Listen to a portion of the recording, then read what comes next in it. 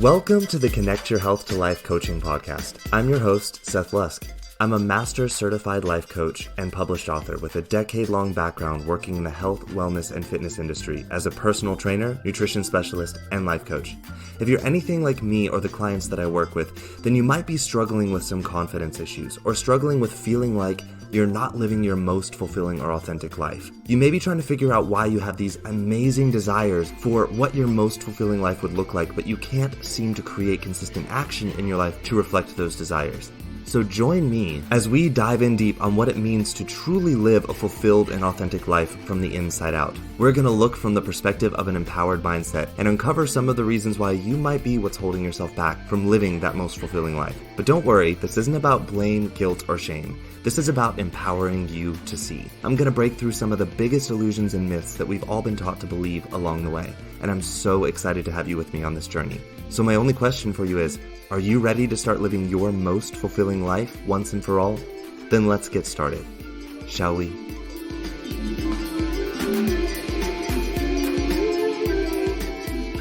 Hey everyone, welcome back to the podcast. For those of you listening in for the first time, welcome. You picked an interesting episode to listen in on. Yes, I'm going to say it again this week. For those of you who have been with me since the beginning, this is going to be interesting for you too. We're talking about something that I'm quite passionate about today, something that I truly desire to talk about.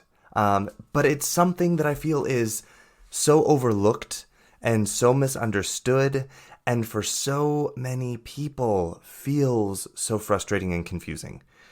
And that's why I decided I'm going to do an episode on this. And I've talked about this before in previous episodes. And I talked in one episode about telling ourselves the truth about what it is that we want in life. But what I always run into when I talk to people about the importance of telling themselves the truth about what they want is that so many people either believe that they don't know what they want, or the first thing that comes to their mind that what they want is a false desire. And this is what I want to talk about today, because I believe that there are some beautiful teachings out there that talk to us, especially in Eastern philosophy, that talk to us about being grateful for where we are and the suffering that comes from wanting. And I feel like while this is a beautiful teaching, it can be misunderstood, because the truth of this teaching is not that we're not supposed to desire, that we're not supposed to want in this life. And I think for so many of us, we either take the path of ignoring our true desires because we think that they're bad to look at, or we take the route of completely filling our lives with false desires and not being able to see our true desires. So the truth about desiring is that it does become suffering for us when it's coming from a space of scarcity and not enoughness and conditional worth. But today what I want to talk to you about is genuine and true desire that doesn't come from that energy, because I feel like these teachings of the fact that wanting creates suffering in our life can almost be used as a way for us to think that desire is bad. And I want to offer that our desires, our truest desires coming from our highest self, are the most important thing for us to pay attention to in life. And when we follow these, they don't create suffering in our life. Okay? So desire is, I think, one of the most powerful signals in the human experience. And as I said, I've talked about this so many times before, how important it is for us to know what it is that we want in life. And it truly is. But like I said, there are some issues here with the vast majority of people because of how our society teaches us to look at wanting, and how our society teaches us to look at ourselves, and how we're supposed to seek validation in the world out there. It leads to a lot of misunderstandings about what true desiring and authentic desiring actually is in life. And this is also why I encourage you all to work with a coach, because this experience, when you're coming out of the current society and culture that we live in, can feel so disorienting almost when you try and step out of this illusion of all of these false desires and being attached to things. It can feel crazy trying to step out of it and see your true desires. So yeah, I have clients that come to me all of the time telling me how they can't seem to accomplish what it is that they want in life. And, we go through our series of understanding them and their life. And usually what I find is that there are two things going on here. And I want to talk about these issues that I'm seeing in my clients and in friends that I talk to about what they want in life and why they're struggling with going after it. And the things that I discovered are issues that don't actually have to do with the actions of going after what they want. Although the issues of the actions do usually come up later once we get clear on what they want. But at first, the issues lie in them trying to figure out what it is that they truly want. They lie in them not believing that knowing their true wants is important enough to really look at. Or they believe that knowing them is bad for some reason. Some of the most common reasons I see this is because of their upbringing. And that maybe they were taught to believe that what they want is not important in life, or that it's somehow selfish to look at. Or they believe that true desires are evil or corrupt in some way. Those teachings that I told you about at the very beginning of the episode here, if you look at them, they can almost suggest that we're not supposed to want in life, and suggest that wanting is somehow evil. And today I want to talk to you about how wanting is not evil, but we'll get there here in a minute. So a lot of people, they'll ignore taking the time to look at their true wants and desires because they believe that their true desires are evil or corrupt. Either because they're not seeing what their true wants are, and instead they're looking at their urges and false desires that are coming from the space of lack and low self-worth. And therefore, this is confusing for them because they think that those are their true desires, and so they think that somehow their true desires are bad. Or it's because they grew up around an example of people chasing false desires and urges and saw the destruction that this created in their lives, the suffering that this created in their lives, and how it affected these people. And so as a child, they developed this belief that following and paying attention to wants and desires was somehow bad. So the other big issue that I see when it comes to people going after what they truly want in life, what they truly desire in life, it's in them even knowing what they truly want in life, being able to figure out and say what they truly want. So not only do we have the issue of not being willing to look at it, just trying to ignore it and not pay attention to it for the various reasons, but then we also have the issue of when they do want to look at it, it's like they don't know how, they don't know what it is, and they feel frustrated, they feel stuck in not being able to even know and see what it is that they truly want. And there are some really big reasons why. And the biggest reason why that I find is because their life is full of false desires. So full of false desires. And my friends, we're going to talk about this later, but when our life is full of false desires, there's no space for the true desires to even be seen, to be known, to grow.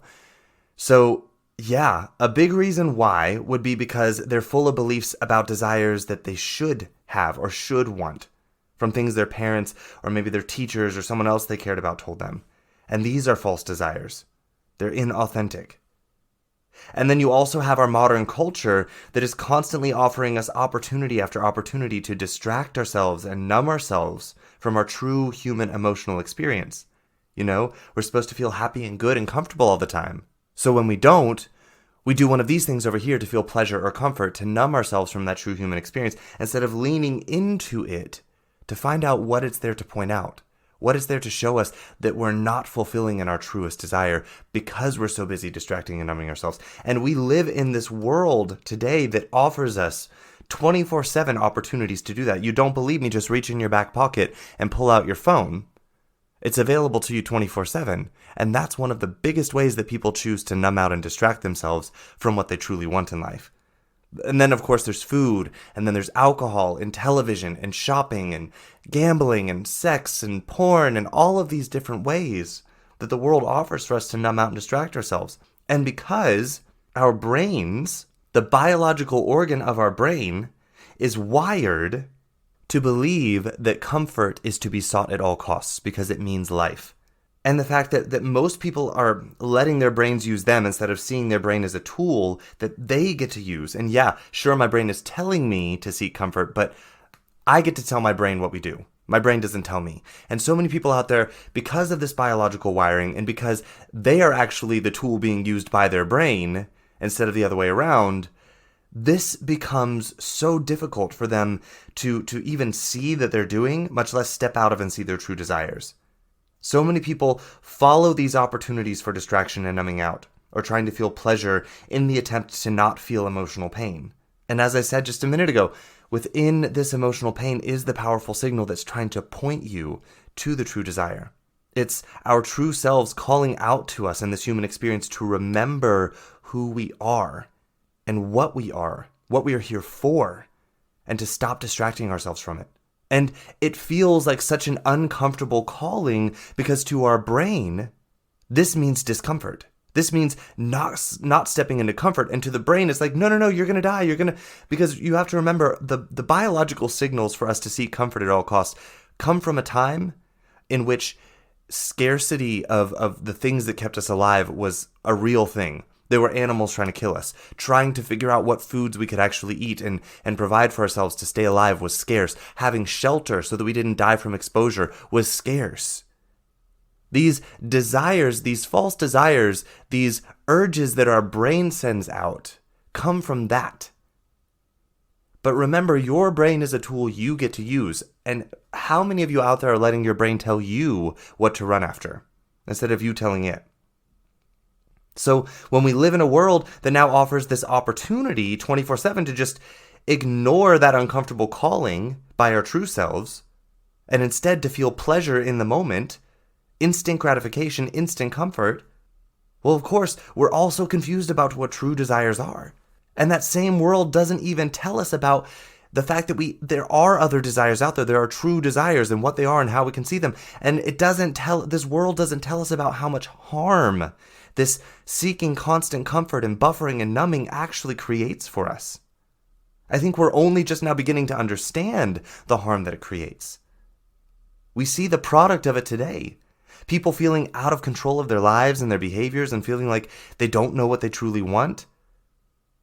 But the deeper price is that they are consistently rejecting their true selves and sending this constant message, this signal that they're not enough, and that their true worth is conditional, and that it's better just to stay small and take more, look for more comfort, look for more pleasure, distract themselves, all the while sitting in this suffering that we're seeing showing up in people's behaviors as they compete with each other for comfort and pleasure.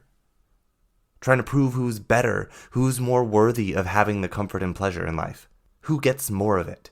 So yeah, so many people have no clue whatsoever what their true desires are, or how to even find them. Some can tell you all about, some people I'll tell them what's your truest desire, and they'll list off this list of pleasures, these things, foods and drinks and things that they love using to numb out and distract themselves. But I find that in this modern world, the vast majority of people have no clue what their true desires are and what even a true desire is. And this is because I know their lives are full of false desire. And I use these terms so often: true wants, true desires, authentic wants and desires, genuine wants and desires. I say these things all of the time in my videos and in my podcast episodes. I use it in my content on social media. And I think that so many of you all out there think you kind of understand what this means, but maybe you're a bit confused about it. And I really want to take the time today to get clear on what I'm talking about when I say this. So when you hear me talking about this, you know what I'm talking about. I think that it's so easy to be misled from our true desires in the modern world, where comfort and pleasure are available everywhere, and our brain is wired to convince us to seek it at all costs. We haven't been shown how to accommodate for our brain's biological drives in a world where those drives are no longer necessary and are actually harmful. They're making us sick when we follow them. And when we follow them carelessly and let our brains use us for a tool, we're not being shown that. And I want to start showing you all how to do that, because it's so important that we take our power back here and start knowing what it is that we truly want and how we go after it in life. So that's what I want to talk about today. The difference between true wanting, true desire in life versus false desires. I want you to begin to understand why it's so important to know the difference, and then what we can start to do once we know the difference. I want to start the process today of clearing this up for you. And I want to also start by saying, as always, this episode is not a how-to guide, okay? I would suggest that if you do find a podcast episode or a book out there that suggests that it's some how-to guide of how you are going to get cleared up on what your truest desires are and how you're going to stop following your false desires, I would suggest to proceed with caution, because your unique journey through this will be different than anyone else's. Whoever made that podcast episode, whoever wrote that book, your journey will not be the same as theirs. So someone else's how-to won't be yours. I promise you that, okay? So proceed with caution if you find someone claiming they're going to give you the how-to guide of how to do this. It may provide some loose scaffolding for you, but your journey will be different. And this is why I suggest working with a coach. This is why I never say in my podcast episodes or in my content or even in my book that I've published that I know exactly how you're going to do this. This is how exactly you're going to do this. That's why I always say in everything that I do, work with a coach one-on-one. Work with me one-on-one if you want to find your genuine way through this. Okay? So for today, this episode, it's here to create awareness. I want to create hope. I want to create clarity. And I want to let you all know, first and foremost, that you are not alone and you are definitely not broken in this human struggle in any way. Okay? So let's talk about true desire. Desire is an emotion. It's a feeling. And I've told you before so many times over and over again, I'm going to sound like a broken record here. Emotions and feelings are signals. They're like spotlights asking for us to direct our attention to somewhere or something that is important for us, that our highest self knows is important for us to see. And unfortunately, since so many of us choose to distract and numb ourselves from those, most of us don't know how to lean into and feel an emotion or how to process it all of the way through. Because in doing so, that's where we find what that emotion was there to show us. But instead, so many people, they think that feeling is something to resist or get away from as fast as possible. Or it's something that they feel like they have to react to. And they do it with some subconscious old programming from their developmental years. But I want to say here, desire is an emotion too, and it's no different. It's there to get your attention. Not to react to, not to resist. It's there to ask you to prioritize looking at something that is so important for you to look at. But then we run into the other problem, that even as we look at desire these days, we still run into the abundantly available options of false desire that creep in. And our brain's wiring to want to go after those, because they offer the immediate hit of comfort that your brain is looking for, because your brain thinks that's what's going to keep you alive. So I think it's important that we look at the differences here between false desires and true desires. So let's look at false desires first. What makes something a false desire? So false desires come from a state of feeling of lack, or they come from this feeling that you or your life is not enough to be worthy or good. False desire pulls you away from showing up as your truest and highest self. It convinces you to play smaller, to play safer, and to play more comfortable, to stay in immediate gratification, to stay comfortable until you have the validation of your worth from something or someone outside of you. False desire comes from a space of proving to the world or to another person who you are and what you're worth. It depends on other people seeing it and convincing you that they see it. It relies on other people understanding it and accepting it and then validating it for you and then you accepting that validation. And that's what's crazy. In the end, you're the one accepting it. You're the one who truly has to believe in the end. But false desire will convince you to keep looking out there for it. False desire comes from an attachment to things. That your worth and your identity is attached to the presence of something or someone in your life.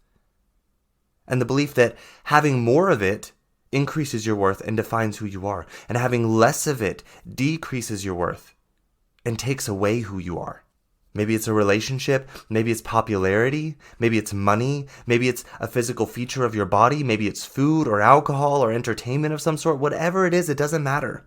It convinces you that having more of it increases your worth, defines who you are, and makes your life better. And that having less of it would make your life worse and make you less worthy. I want to say right here, having more of whatever it is not going to make you happier or better. Desire that is about getting more of something or getting to some imaginary place in life in which you feel better or happier than you are right now, and that this is what life is about. This is false desire.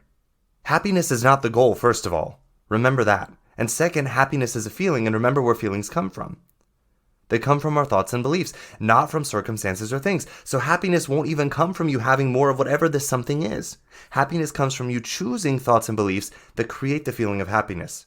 And my friends, if you can't choose those thoughts now, then having more of whatever it is that you believe your desire is not going to show you how to have those thoughts and feelings. These things will not make you learn how to choose those thoughts later. Choose those beliefs later. But again, remember also, happiness is not the goal. The human experience is about contrast. It's the 50-50. Happy all of the time is not the goal, and trust me, you don't want it to be. I've talked about this so many times before. Go back and listen to my 3-part series on emotional pain if you don't understand why it is that we want to experience all of our emotions, not just happy all the time. But what I want you to get out of today is that you do not need more things to feel happiness, to feel good about yourself, to feel better. And a desire that is grounded in this belief is false desire. There is not a better you to get to or a more worthy you to get to for you to feel good enough about yourself. There might be more of the truer you to uncover from the buffering behaviors that you're currently acting out in and hiding yourself behind. But there is never a better you. You're always still that person, no matter how much you're hiding it. And wanting from the space of there being a better you is suffering, and that is false desire. There is not a better place in life to be. Believing this and desiring from this is suffering and false desire. There is not a better place or time, or a better you, than right now in your life. And the desire that tells you that there is false desire. Every moment of now is an opportunity to continue saying yes to your true self and taking the action of your true desire and expanding and revealing that true self and unfolding more of it into the world around you. It's either that or you take the route of false desire, which is about rejecting your true self, numbing out, and hoping for a better one in the future. And in doing so, you reject yourself, suffer, and chase false desire. So this is where false desire comes from. This not enoughness. This needing something outside of us to let us know that we're finally good enough, that we're worthy, what we should be, and then trying to become quote-unquote that, to be good enough. That's false desire. So what is true desire and where does it come from? True desire comes from a space of abundance. It comes from a space of courage and expansion. This comes from a space of knowing who you are and your worth and stepping into more of that. Not because it makes your life better or because it makes you more worthy or validated, but because you are here and you're in this life. And this life is for expressing the truth of you, for showing up as the truth of you, even through all of the illusions of having this human experience, of having a brain that tells you to seek false desire and to hide yourself from who you truly are. It's about stepping into that and revealing that whether anyone else sees it or not. A true desire comes from this feeling of wanting to unfold, to uncover, and to expand out into the world. It is about bringing out into the human physical experience what has already existed inside of you and is in all of us. We call it creating because to the human physical experience, it looks like we are creating something new. But what we create was always there, asking to be revealed. The process of creation is the process of revealing it. And the energy is completely different. Instead of reaching out there for things to help us find the strength and energy, instead we step into the process. We feel the human struggle of the experience of growth and creation, but the energy flows out from somewhere deep and endless inside of us. And you unfold that creation into the human experience. You feel at peace during this process to rest when your body needs rest. You feel at peace to be present with every moment in the process because what you are isn't dependent on how fast you reveal yourself, isn't dependent on what you're doing. And because what you are creating isn't something you need to be in a hurry to prove. It is coming from a deep knowing of your truth and enjoying being present in the moment as it unfolds itself and reveals itself to you and you reveal it to the world. True desire comes from choosing to open yourself to more of that unfolding and revealing, to stop hiding, allowing yourself, your truth to be known, stepping out there and trying to express your truth, seeing how it's misunderstood, accepting how it's misunderstood, and then showing up again and expressing it again. And whether or not the person or the people ever get it, you know the truth of that expression, what you're trying to express. And the creating process is the learning how to manifest that out into the world. But no matter if anyone ever understands it, it doesn't change the fact that you are that, and you are revealing it to the world, whether they're able to understand it or not. This experience is, to me, it is one of the most beautiful experiences to have and to watch a person stepping into. Finding that well of endless knowing and opening it up to the world. And my friends, we are humans. There will be times when in this journey we feel disconnected from that well of knowing, where we have taken a step and we got a little bit lost in a false desire somewhere and we don't know what we're doing and we feel lost, we feel disconnected from that well.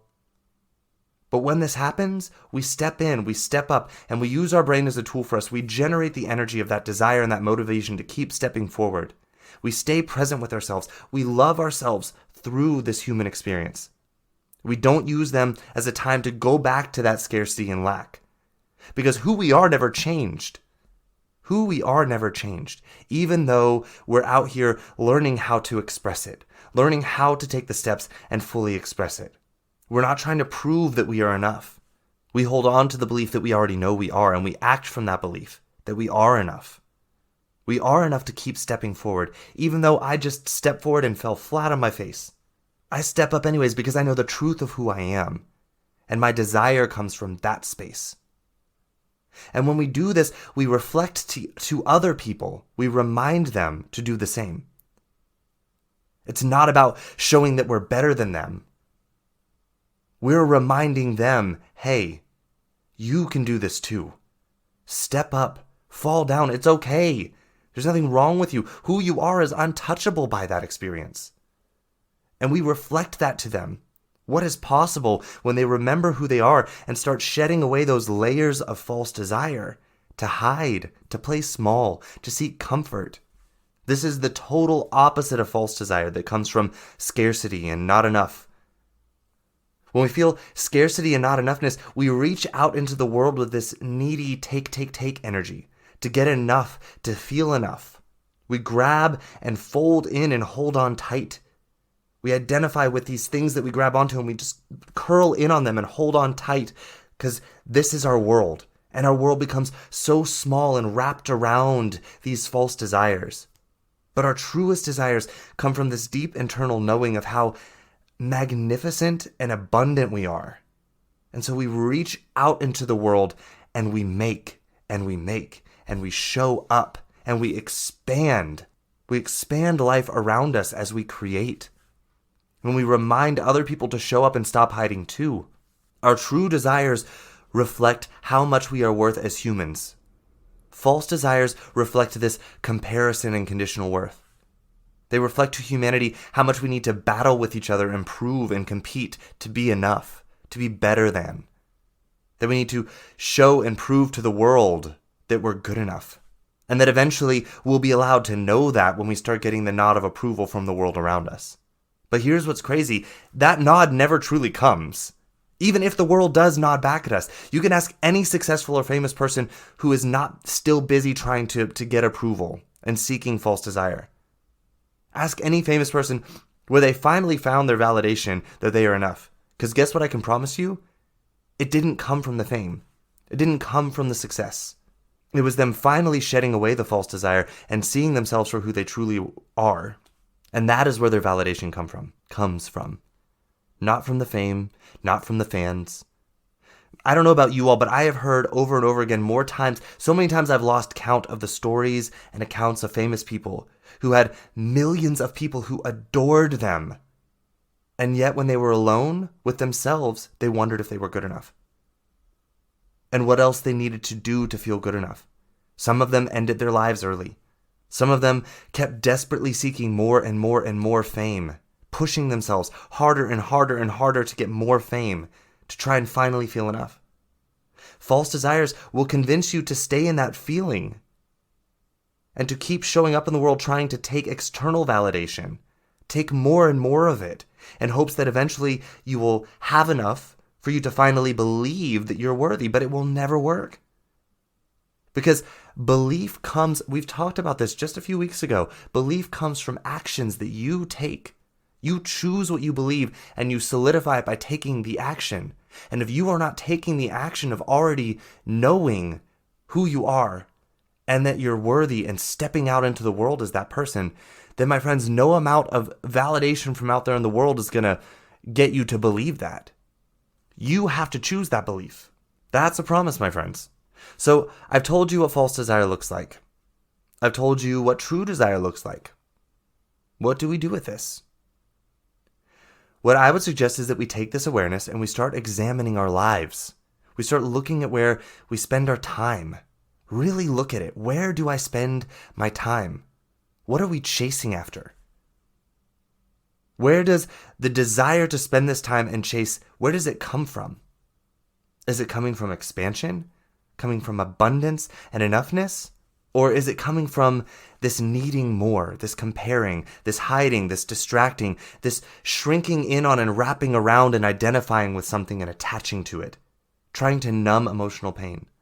What we do with this, my friends, is we start the process of looking at our lives, truly, letting ourselves see the desires we've been chasing after, and seeing where our false desires are, so that we can begin the process of releasing them and finding the true desires that are underneath. So here is one really practical sort of exercise that you can use. It's really quite easy to do. To just start beginning to see how many of the desires in your life are actually false. Now remember, this isn't a how-to guide of how you're going to just stop following false desires and only follow your truest desires. But here's a little exercise that you can try. Okay? I want you to imagine a desire in your life. I want you to imagine following that desire and what happens next. What results will it create in you emotionally and in your life? Does following this desire come from a need to alter your emotional state? Is that what you're hoping for? If the result is an altered emotional state, then this is a false desire. Does this desire uncover more of your true and higher self? Or does it come with the price of covering it up? Does it make your life smaller and safer and more comfortable? If it pulls you away from uncovering your higher and truer self and stepping into the discomfort of unfolding that and growing into that, then this is a false desire. And for some of you out there, this is going to be really hard for you to see and know here, asking this question. Because you've been out there in this world doing and comparing for so long. You've been trying to make external change after external change in this attempt to prove your worth and who you are to the world. And this whole time, what you've actually been doing is ignoring and rejecting your true self. So you actually might not even know, when I talk about your true self or higher self, what that even means.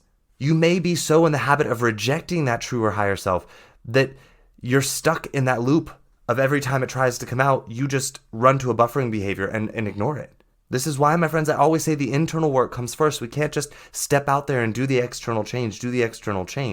We have to be willing to see ourselves and know where we are right now and see it clearly and how we got there So we know where we're taking action to. If we're making external change without knowing what we're taking action towards, all we're doing is just looping right back to where we are right now. And so many of you out there, you're so attached to your human experience and your story of life that you've completely lost sight of who you are beyond this body, beyond the life story that you've created for yourself to make sense of your experience. And some of you are terrified to look at that and see it, to be still enough to let yourself see your true self and see the story that you've created and how it's keeping you stuck in these cycles of false desire and pleasure and comfort and staying small. You're so afraid that your true self is this broken, unworthy thing that you've convinced yourself of, that you're afraid to be still long enough to meet your true self. And what I would love to do as your coach is to introduce you to the real you, because I promise you that's not your real you. But that's a conversation for another day. So when you do know, when you're able to see your true self, even if you've been hiding it from yourself, you have that deep inner knowing. You might have been ignoring it, but you know it's there. Maybe it's a small knock in the background that you keep trying to silence with food or alcohol or sex or shopping or whatever your numbing device is of choice. If you can see that true self, the one that was there before the human experience, that came along with the story that told you about who you're supposed to be, who you should become, before that existed, there was a true you that followed your purpose. And if you play this desire out and you look at what will result from following this desire, if this desire covers up that person, hides that person, shrinks them, silences them, numbs away the experience of knowing what that person truly wants and what actions you will take to step forward into that, or if following this desire keeps you from feeling like you're already that person, and makes you believe that you're not good enough to feel like you're that person, then guess what? This is a false desire. If this desire comes from looking at someone else and their life and believing that they're better than you, or that you need to prove that you're as good as them or better than them, then this is a false desire. My friends, we really want to look at this. We really want to start taking stock of the desires in our lives and knowing which ones are false. Because our false desires, they're not innocent. They come with so much danger.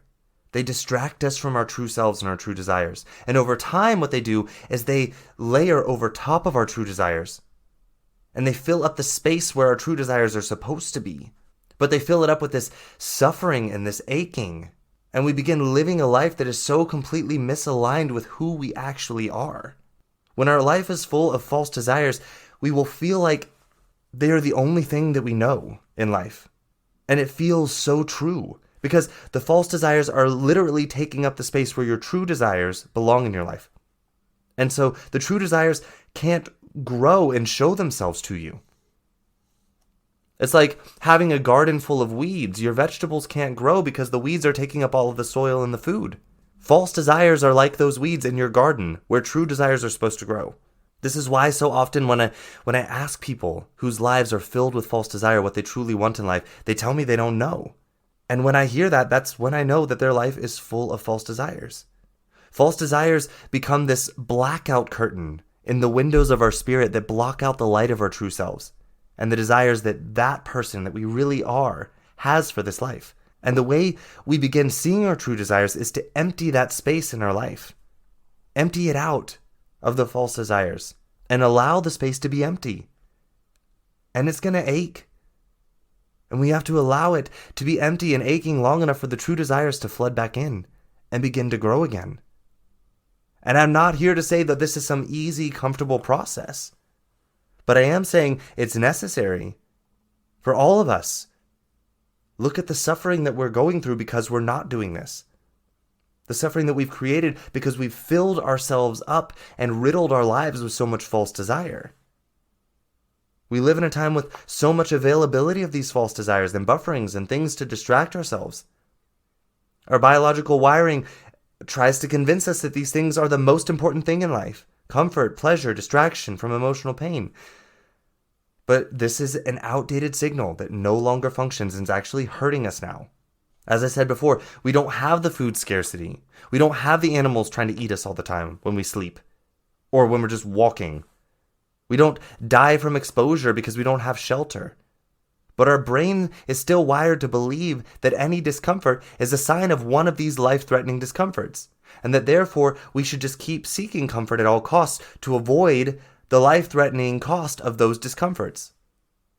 And how that translates now to a world full of people who have these comforts available to them 24/7 is that we're all completely disconnected from who we truly are, and so disconnected from the reality of life. It's so much easier for us to see it when we look at people who we call drug addicts or alcoholics, that how disconnected they are from life. But my friends, I've said this before and I'll say it again. Your false desires to overeat, to numb out with food, to numb out with television, to numb out with your phone and social media, to numb out with shopping, it's no different than what they're doing. Theirs is just less socially acceptable, so we see it. It's more obvious to us. But what you're doing has no less of a detrimental effect on you and your life. It has no less of a disconnecting effect of you from the reality of life. So we have a world full of people that are disconnected from the reality of life and blaming everyone else and pointing the finger at who's better and who's worse and compare and seek comfort, seek false desires, numb out. A world full of people feeling disempowered and stuck in these loops of reactivity and distraction and suffering, and feeling like they don't know where they're going with their life or where they even want to go. So my friends, these false desires are not little innocent things. When we live in a world where in your pocket right now you have the ability to completely escape yourself, to escape your life with the touch of a little glass screen, false desire, if we don't start looking at it directly and knowing what it is, accounting for it and managing it, false desire will destroy the fulfillment of our lives as a whole in humanity. Destroy our relationships with each other and with ourselves. What I also feel is a bit ironic and feels almost sad to me is that many of these false desires are being presented on TV ads and in social media as being quote-unquote self-care or self-love, when in reality, these false desires pull us away from truly seeing and knowing ourselves. We live in a world now that's trying to convince us that numbing out and comforting ourselves and pleasuring ourselves, that's self-care and self-love. They cleverly convince us to reject our true selves and what they want, just for the instant gratification and comfort, for the immediate pleasure. My friends, self-care and self-love, it's not about comfort. Self-care and self-love are about being willing to go to bat for your true self and step into the discomfort of growing into revealing that to the world, no matter what anyone thinks about it. As you break through the illusions of this life and see how worthy and magnificent you are and reveal that to the world. Self-care and self-love is sometimes the most deeply painful and uncomfortable human experience. And then we get to the other side of it and we expand and we grow and we feel the love and the compassion for ourselves as we keep choosing to reveal our truth to the world, who we actually are, even as the world doesn't understand. Sometimes it's uncomfortable because we're releasing something from our life that we were so attached to or that we identified to, stepping up to something that no one around us, like I said, will understand, but you do, and you have your back. And self-care is saying no to the desire to numb out and comfort yourself and back down from that thing, or to distract yourself from digging deeper and deeper into knowing more and more of who you are and what you are in this life for. Self-care and self-love is sometimes choosing what appears to be the most uncomfortable action available to you at the time. But in your deepest knowing, you can feel that this is the action that uncovers more of your true self, instead of covering it up, shrinking it, and hiding it from sight. So it feels really confusing for people today to identify what true desire is and genuine wants in life, especially when we're constantly being inundated with these images and messages of comfort and pleasure, and that these are the true point of life. This is self-care and this is self-love. Even using the language of growth to identify false desires. It saddens me to see it happening, but it's truly happening. I see it all over Instagram, all over Facebook. You know, people making a bubble bath with a glass of wine and being like, self-care. But they're not stepping up and showing their true self to the world. They're hiding it. And actually, the bubble bath and the glass of wine are what they're using to comfort themselves from the fact that they feel constantly rejected and not enough in their life because they're not willing to step up and say, I'm not rejected. I am approved. I am validated because I said so. And I want this. And this is what I'm creating. This is who I am. Look at it. Think and see what you want about it. But the truth, I know it. That's self-care. Not the glass of wine and the bubble bath that distracts you from the fact that you just rejected stepping into that because you're afraid. My friends, that's maybe a harsh message to hear. But I need you to know that the world right now is filling up with all of this messaging that self-love and self-care is about comfort and pleasure. And it is not. It is not, my friends. Self-care and self-love are beautiful experiences, but sometimes, my friend, it will feel so uncomfortable to step into. Sometimes self-care is saying no to the thing that would feel most comfortable. And I get it. It feels confusing. The social acceptableness of numbing out, seeking pleasure, seeking comfort, make things easier for yourself. And filling our lives with that. Comfort after distraction. It's been so normalized and accepted culturally that most of us can't even see what it is that we're doing.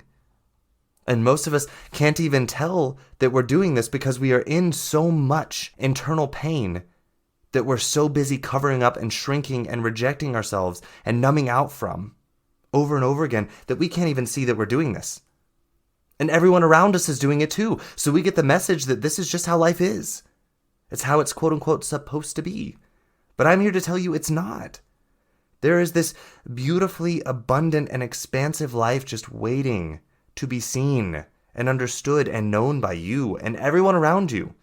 Once you clear out the false desires and remove the blackout curtains and allow you to see the light of who you truly are behind all of that. And I know some of you out there, you know you want to remove the false desires. But there are some obstacles that come up here as well. When we remove false desires from our lives, it comes off in layers. And so many times we're taught to rush and hurry and get to the end because the end is where we feel better, right? And that's the goal. But no.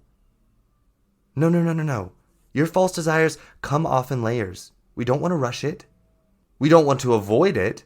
We don't want to avoid removing the layer of false desire that is presenting itself to us, but we don't need to rush it. When we go to remove false desires, the layers will reveal themselves to us. Now, many times we'll see the layer that's asking to be revealed or asking to be removed, and we're going to feel uncomfortable by it. And we might think to ourselves, maybe I'll just hold on to that a little bit longer and see if there's something else I can get rid of instead. Maybe I can just get close enough to the life I'm supposed to be living or that I actually want to live, and it'll be okay. And what I want to encourage you, my friends, and warn you here. Whatever that false desire is that you're thinking about is the one that your truest self is begging you to release. And every time you are presented with the opportunity and you don't release the false desire, you reject yourself and you internally diminish yourself. And it is damaging. So I know it feels scary. I know it feels scary to release a false desire and imagine a life without it. But I promise you that your life with them isn't serving you. It doesn't feel any better for you. I know for me, when I started removing false desires from my life, there was a period of time which I felt almost this agonizing sense of aloneness, that there was nothing in my life, that I had nothing to do, to look forward to, that my life just felt empty. And that's because I had literally filled my life to the effing brim with false desire. I was so scared to see who I truly was. I was so scared to be present with myself in my life and see myself for who I am because I thought that person was so messed up and broken and ugly. But I chose to stick with it. And what I noticed is over time, it's like the desires started slowly coming in and showing themselves to me and showing where they could fill up the spaces in my life if I would step into them. So my friends, removing these false desires from your life is the most important thing that you could do for yourself. It truly is. But I need you to to recognize this is not an either or. This is not an either we just remove them all at once, we need to be in a hurry and get there, or we get scared and we resist. This process is about an unfolding, a revealing, a knowing, a presence of being in that process and allowing your true self to reveal to you. It's not about rushing it. It's not about being in a hurry to get there and be worthy. You already are that person. You're just learning to finally see it. Being in a rush to hurry up and get there, that is false desire too, my friends. There is no there to get to in which you're going to feel better about yourself and be good enough. You are the person that you want to be. You've just covered that person in layers of protective behaviors that are not serving you. So I want to encourage you in this process. If you want to start this process, it's going to ask you to be present. I would encourage you to work with a coach to keep you present in this journey. A coach will help you stay accountable in seeing the false desires, in committing to releasing them, in staying present with the process of releasing it instead of running back to the comfort of it, or trying to hurry up and quote unquote get away there in your journey. This will be a beautiful journey, my friends, full of your emotional human experience. Letting go of false desire will bring up so much emotion. And if you are in a hurry and ignore those emotions, you will find yourself running into the arms of another false desire. Being in the journey of releasing false desires can feel terrifying sometimes. It feels so uncertain of who we are and what our life will be like. Sometimes we can't even imagine what our life will be like without it, without the desire, without wanting that thing. Sometimes it feels empty. Like I told you, when I started releasing my false desires, I lost a lot of friends. A lot of my friends didn't want to go where I was going. And I want to let you know, this is going to happen for you too, more than likely. A lot of your friends will disapprove because a lot of your friends are your friends because they're using the same false pleasures, the same false desires, the same numbing out that you're using. And when you start to release those, and start to realize you don't need them in your life to be happy, it's going to confront them with their own unwillingness to look at their true selves and release their false desires. And some of them are going to fight you on it. They're going to not like it. They're going to call you names. They're going to tell you what a horrible friend you are and that you're selfish. What I want to encourage you to know, my friends, is this is part of the journey, and staying true to yourself is the biggest favor and opportunity that you can offer these friends, to remind them to do the same for themselves. But I get that this part, it will feel scary. You might feel like you've done something wrong as your friends turn and walk away from you, distance themselves from you. They don't want to hang out with you anymore. They call you names. They make fun of you and may feel like, oh, I must be doing it wrong. I want to encourage you to recognize, no, this is part of the process. You probably have a lot of friends in your life right now that are friends with you because you all have the same numbing out behaviors. You're using the same false desires. And you're using each other to comfort each other into being okay with staying small, staying safe, staying in these habits, and not stepping out into who you truly are. You're using each other as validation for that it's okay to keep numbing out and not seeing your true worth. So I want to encourage you that if you notice when you step into this that people don't want to come with you on that journey, you're not doing it wrong. But here's what I've noticed. When I stick with it, when I stayed in it, when I was willing to watch those friends walk away, when I was willing to watch people turn their back on me, when I was willing to hear people say things about me, about how crazy I was and stupid I was and how selfish I was and all sorts of things about me, when I was willing to just let that be, let them be wrong about me, let them not understand me. What happened was, as that space emptied out, and I feared the vastness of how huge that empty space was, something else started coming back in. People that I was meant to connect with when I'm my true self started noticing me, started leaning into my life and being like, hey, who are you? Who are you? And I could introduce myself as the real me to these people.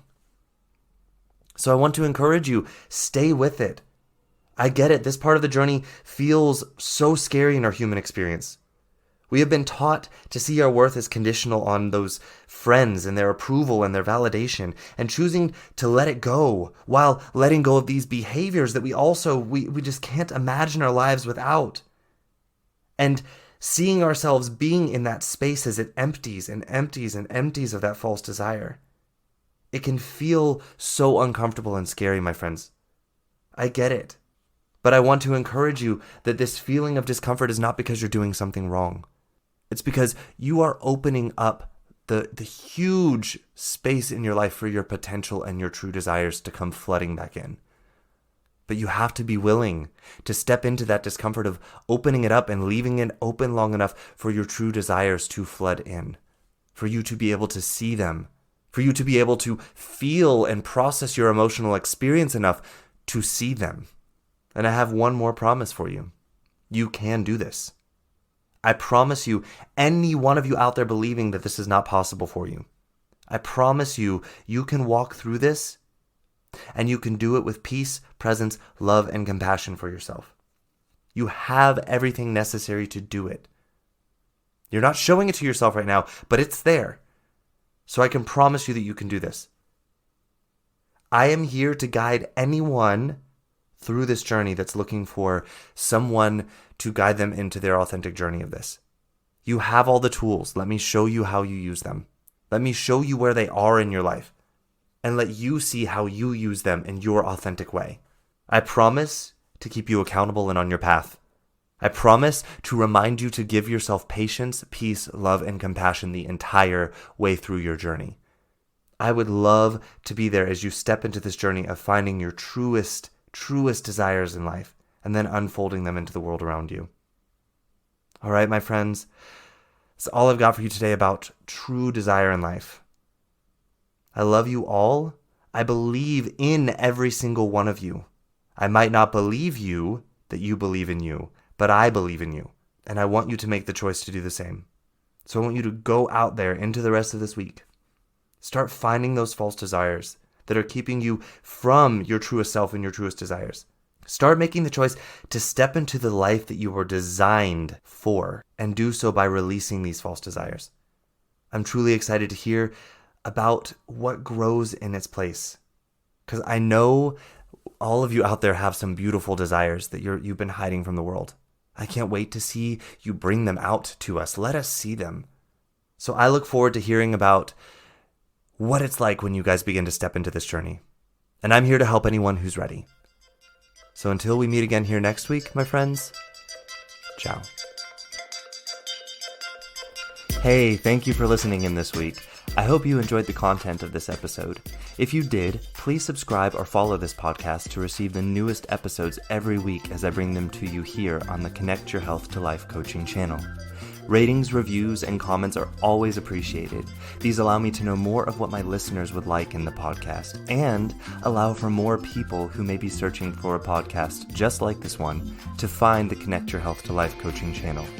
If you would like more information about me and the work that I do with my clients one-on-one, then please visit my website at www.slch.ch. Again, that is www.slch.ch. You can also find me on social media on Instagram at SethLusk_coaching. Again, that is SethLusk_coaching. And on Facebook in my free Facebook group community called A Healthy Life Connection. We would love to have you in the group, and it's only 3 membership questions that you have to answer to join. And again, it's entirely free. And if you need any further information or just want to say hello, feel free to send me an email directly at slusk.health@slch.ch. Again, that is slusk.health@slch.ch. Thank you again so much for listening, and I look forward to our next time together. Ciao.